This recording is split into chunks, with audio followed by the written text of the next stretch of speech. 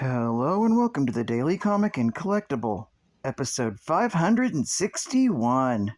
Now today, the collectible of the day is the Hasbro Toys Marvel Universe Marvel Legends series Hit Monkey Build-A-Figure Collection Archangel Action Figure.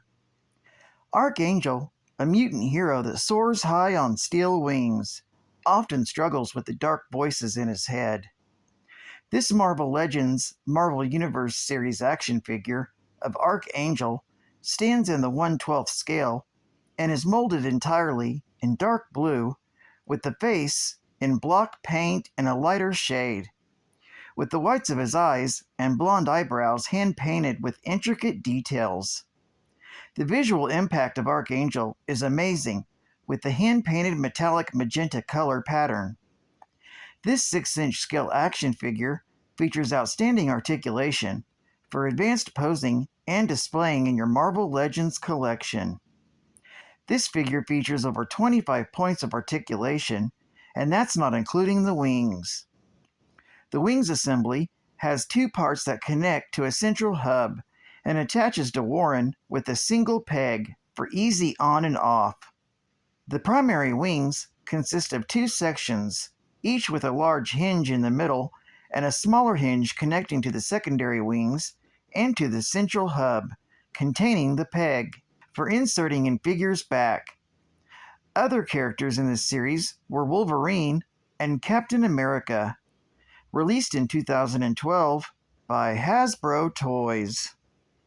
Now, the comic of the day is X Factor, Volume 1, Issue number 56, with the cover date of July 1990, with story by Louise Simonson, art by Stephen Carr, and cover by Stephen Carr. This story is titled Ravens. The story opens at a bar, where several of the ravens have gathered and are tasting some of the patrons, until Crimson arrives and announces that she's found someone new to dominate, Archangel. The others think she is crazy, as a mutant will be too dangerous to control. Azure begins to absorb the energies of a stockbroker, causing him to have a heart attack. Azure leaves the man alive, but his fellow ravens don't like that, and make Azure go to the hospital where the stockbroker has been taken to finish him off. Meanwhile, Charlotte Jones and Trish Tibby discuss the current situation of Archangel, as Charlotte is worried that despite the good work Archangel is doing clearing out druggies and petty criminals, Trish is making him to look out like a maniac. At that same moment, they find Archangel outside, interrupting a drug war. Trish's camera crew catches Archangel attacking the druggies on camera, and it's broadcast almost immediately.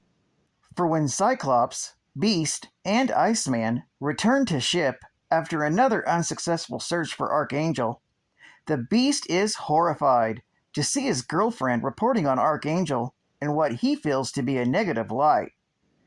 Beast and Iceman discuss the schematics of reporting before Marvel Girl arrives home, sporting a blue and gold X-Men costume, worrying Cyclops that Jean has quit X Factor to return to the X-Men.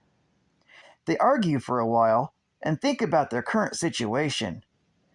Meanwhile, at the hospital, Azure learns the history of his stockbroker victim. But before he can absorb all of his victim, Archangel arrives. Azure turns his attention to Archangel and manages to get him under his control, but only for a moment, as Archangel decapitates him, turning Azure's body into flaming ash. Azure's death is felt almost instantly by all the ravens across the country, and Crimson knows that Archangel must now take Azure's place.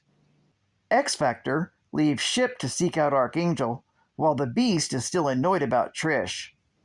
Archangel deals with a couple of homeless thugs who are planning to set a homeless woman on fire before he's dragged away by Crimson. X Factor arrives at the hospital, and the Beast picks Trish up and climbs onto the hospital roof with her so they can talk about it. Trish explains that she's just doing her job and reminds the Beast that she's always been supportive of X Factor and mutants, and tells him that she would be reporting this case exactly the same way if it was a normal human in Archangel's place. The Beast suspects that this has something to do with Trish's ex-husband, and after some arguing, Trish suggests that they end their relationship. Meanwhile, on the last part of her patrol, Charlotte Jones is shocked to see Crimson carrying Archangel, and is confused at the situation, so interrupts. But Crimson begins to absorb Charlotte's energies until the sun rises completely, causing her to return to her apartment without her prey. Charlotte is confused, and Archangel acts even odder when he tells Charlotte that she will hear from his lawyer over this matter. Charlotte is even more confused and wonders what her life has come to. Arriving at her apartment, Crimson is joined by the other Ravens, and Crimson tells herself that by next sundown, the other Ravens will be as dead as Azure. This story is continued in X Factor, issue number 57. Geek Fact. This issue is considered a minor key, being the first appearance of the group called the Ravens. It's also the first appearance of Coral and Azure. Bonus Geek Fact. The Ravens were a group connected around the world, made up of psychic vampires who fed off human emotions, particularly those of horror and pain. The group's true past and origins are unknown, but there had to be 24 members for the group's powers to work properly. If they went too long without 24 members, they would begin to lose their combined power, unless a new member was found within that first 24-hour period.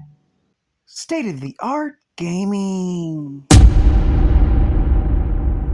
Nemesis. The power to stop the rain. You're about to strike the stratosphere, obsessed with ending the long bloody reign of King Nemesis. Suddenly, the heap of rancid royalty's horde of henchmen swoops down out of a nebula, spraying you with lethal molecule bursts.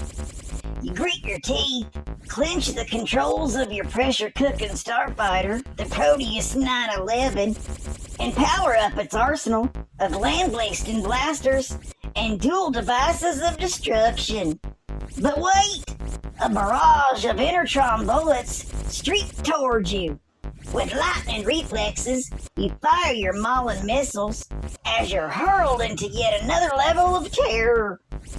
Your last hope is to double your firepower and create a duplicate starfighter with the ship cloning option. What will be your fate? Bonus levels or oblivion? Only from Ultra Games for the Game Boy. And final geek fact. Warren Worthington III is a millionaire playboy, as well as a mutant, gifted with wings that allow him to soar into the skies as the high-flying angel of the first class of X-Men. Parallel to his angelic persona, Worthington also operates as the death machine named Archangel.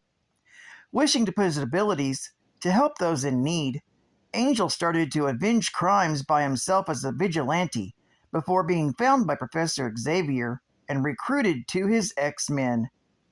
He stood by the X-Men in times of need until departing after no longer recognizing Xavier's dream in face of aggressive new mutants joining his class. Wishing to finance superheroics, he was also a supporter and founder of the Champions, the Defenders, and X Factor. Ironically, Angel met the dark nature of mutant kind in himself.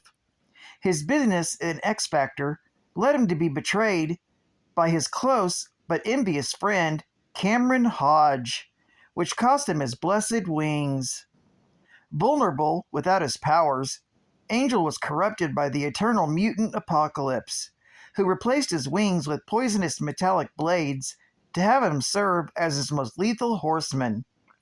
As an instrument of death, Worthington rejoined his longtime friends in X Factor as Archangel, although he was forever scarred by the transformation. During a slow recovery, Archangel re-established his life and even became one of Xavier's most valuable allies by helping mutants in the corporate world through X Corp. Well, I'd like to thank you for joining me for another Daily Comic and Collectible, and I hope to see you again Monday, due to an appointment with my heart doctor. This is Catfan Comics Man, and I'll catch you on the flip. Over and out.